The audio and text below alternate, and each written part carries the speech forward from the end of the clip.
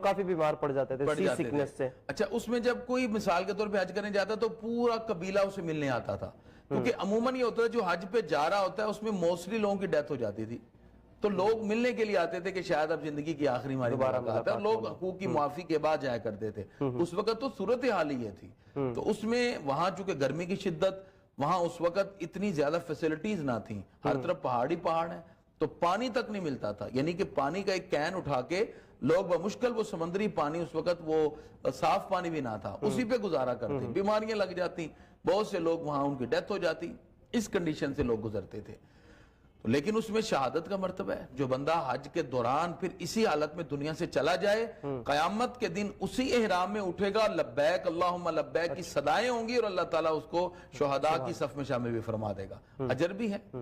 لیکن آج چونکہ بہت سی فیسلٹیز تو ہیں، لیکن پھر بھی اجر و ثواب تو پھر نہیں نہ ختم ہوتا، وہ تو پھر بھی اسی